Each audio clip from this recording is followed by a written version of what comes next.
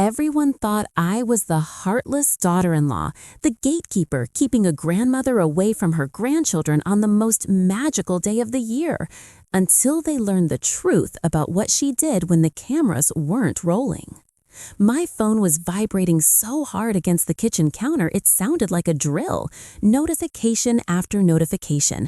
The screen lit up with messages from family members I hadn't spoken to in months, all of them linking the same Facebook post. A photo of a singular, sad-looking ornament on a bare table, captioned with a poem about forgotten elders and cold hearts. My mother-in-law had launched a nuclear strike on our reputation while my husband and I were still sleeping, painting us as monsters before the sun had even risen on Christmas Eve. I looked at my husband, Mark, his face pale in the glow of the screen, and I knew there was no going back. We had drawn a line in the sand, and she had decided to burn the entire beach. But to understand how everything fell apart, we have to go back to the beginning. My name is Sarah, and I'm 41 years old. My husband, Mark, is 40. Together, we've built a life that is chaotic, loud, messy, and absolutely wonderful.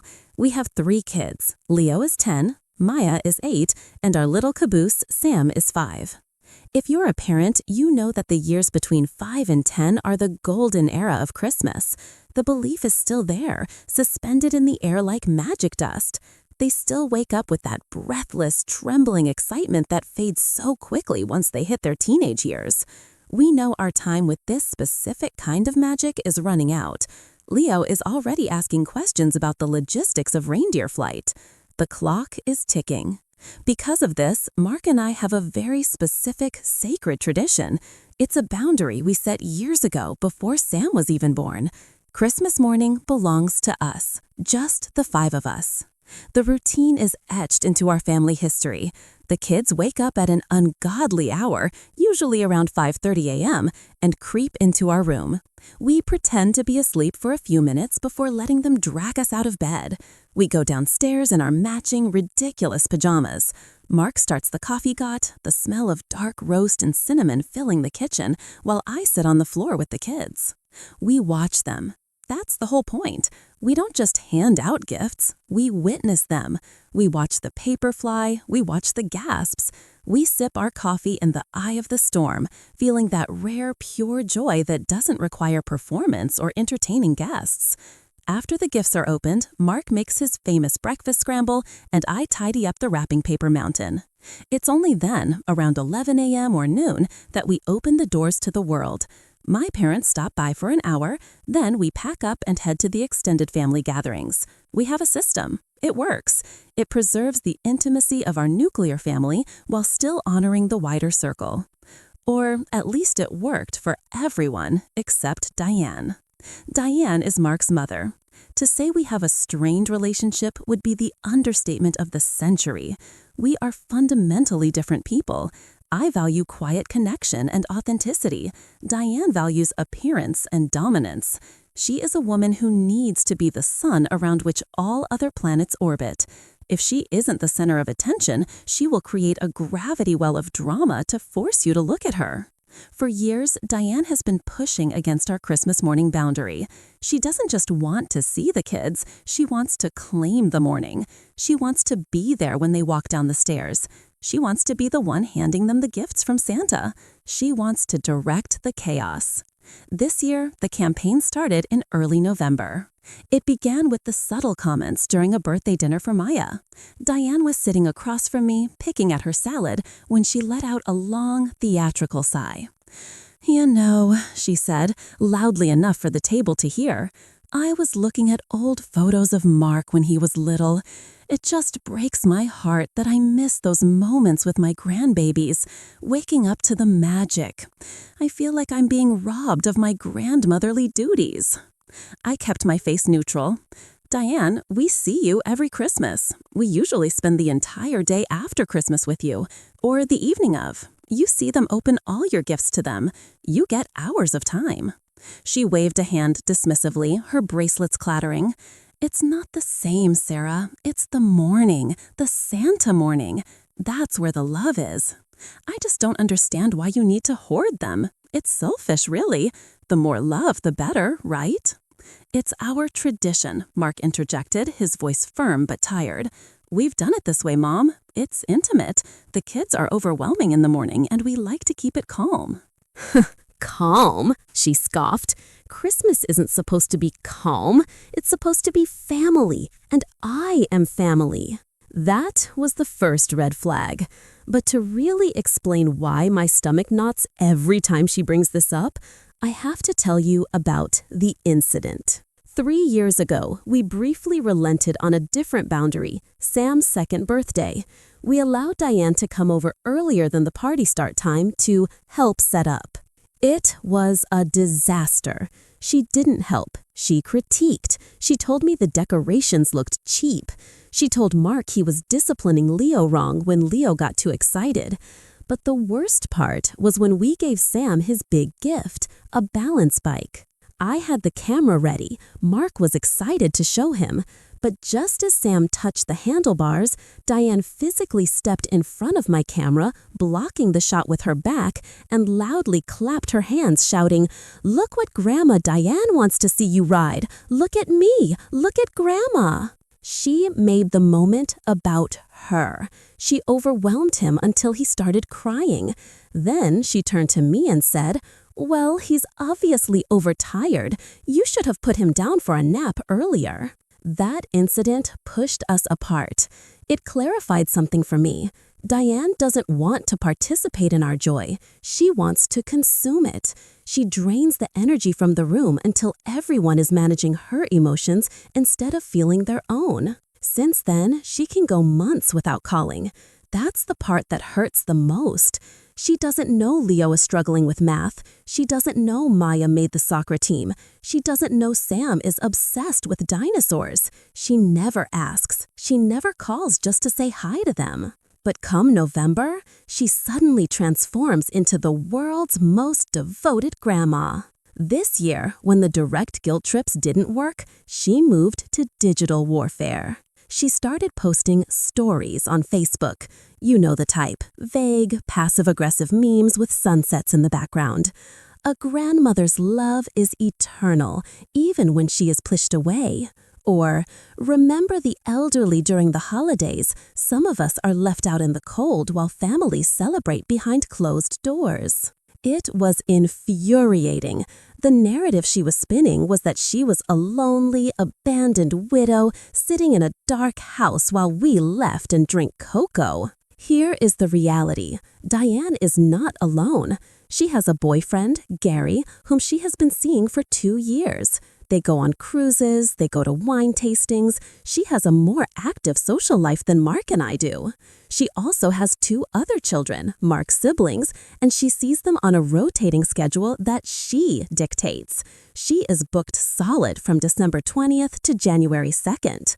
She isn't lonely, she is controlling. 2 days before Christmas, the phone call came. I was wrapping the last of the Lego sets, hiding in the bedroom, when Mark walked in. He looked like he had just gone 10 rounds in a boxing ring. "She wants to come over at 7 a.m., Mark said, sitting on the edge of the bed. "She said she'll bring donuts. She said she promises to just sit in the corner and watch." I stopped taping the box. I looked at my husband. "Mark, do you believe that?" He rubbed his temples. "No, I don't. I know exactly what will happen. She'll comment on the mess. She'll ask why we got them so many things. She'll make a comment about how much sugar they're eating. She'll try to direct them to open her gifts first, even though we save family gifts for later." "Exactly," I said. "And the kids will feel the tension. They always do. Leo shuts down when she's here. He stops being silly. He tries to be polite. I don't want my 10-year-old performing politeness on Christmas morning. I want him in his underwear, screaming because he got the video game he wanted." Mark nodded. I told her no. I told her we're sticking to the plan. Come by at 1 p.m. or we'll see her on the 27th for the big family dinner. "And?" I asked. And she hung up on me. I thought that was the end of it. I thought she would just pout and give us the silent treatment, which, frankly, would have been a gift in itself. I was wrong. Christmas Eve, the foreshadowing I mentioned earlier, this is where it hit. I was prepping the breakfast casserole for the morning when my phone started blowing up. It wasn't just the one post. She had gone on a rampage. She had posted a long, rambling status update. It's funny how you raise children, wipe their tears, sacrifice your body and your money for them, only to be told you aren't immediate family anymore. All I wanted was to see the joy on my grandchildren's faces on our Lord's birthday, but apparently that is too much to ask. I will be spending my morning thinking of them, even if I'm not allowed to be there. Enjoy your exclusive club. Some of us remember what family actually means. Below the post were dozens of comments from her friends, her church group, and distant relatives. "Oh, Diane, that is heartbreaking. How could they do that to you? Young people today are so selfish. Don't worry, sweetie, you can come over to our house." I felt the heat rise in my cheeks. My hands were shaking. She wasn't just expressing disappointment, she was publicly shaming us. She was weaponizing her social circle to pressure us into submission. She knew that if she embarrassed us enough, we might cave just to make it stop.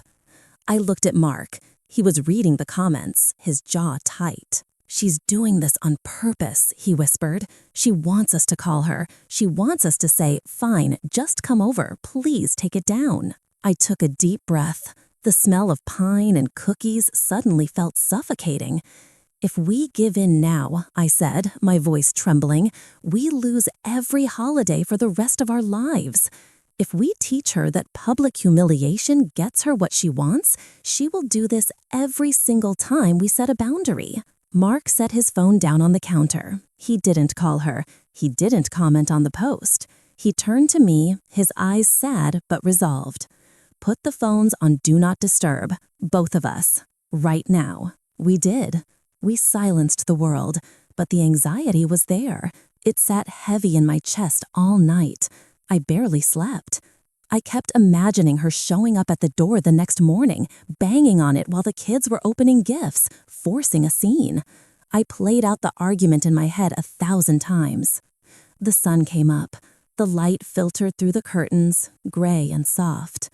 Then I heard it, the thud of small feet hitting the floorboards. "Mom! Dad! He came!" Sam's voice pierced through the fog of my anxiety. Mark and I looked at each other. This was it.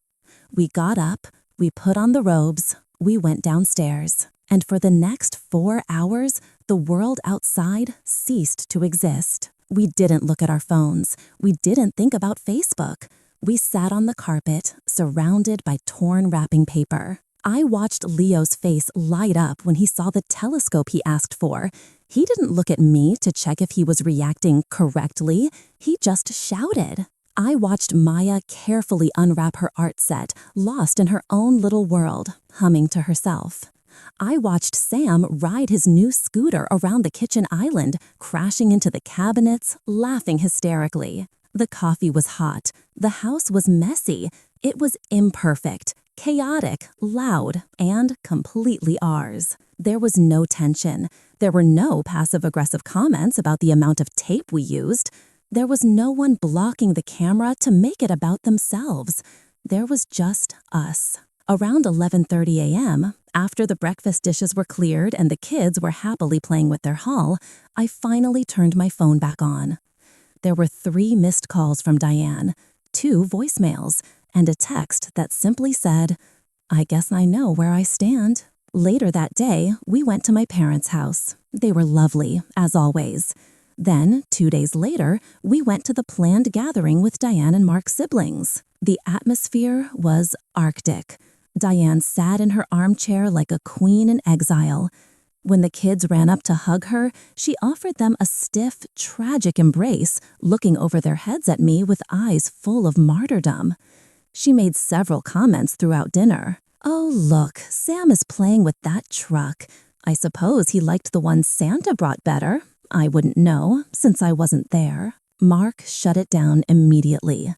"Mom, drop it. We're here now. Let's enjoy the time we have." She sniffed and turned away, focusing her attention on Mark's brother, loudly praising him for visiting her the week prior. It was uncomfortable. It was awkward. But as I looked across the room at Mark, who was helping Leo set up a game, he gave me a small, subtle nod. We survived. The reality hit me on the drive home. Diane is unhappy. She is unhappy whether she is at our house or her house. She carries a storm cloud with her, and she wants everyone else to get wet. If we had let her come over on Christmas morning, she wouldn't have been satisfied. She would have found something to complain about. She would have made the kids anxious. She would have ruined the one time of year where we get to just be. She claims she's lonely, but she pushes everyone away with both hands. She claims she wants connection, but she refuses to connect on any terms but her own. We protected our children's memories. We protected our peace. We refused to let a guilt trip dictate the rhythm of our home. But every time I see that Facebook post, which is still up, still gathering sympathy likes from strangers who think I'm a monster, I feel a twinge of doubt. I wonder if I'm too rigid. I wonder if I should have just sucked it up for the sake of peace, even if it meant sacrificing our joy. So, was I wrong for this?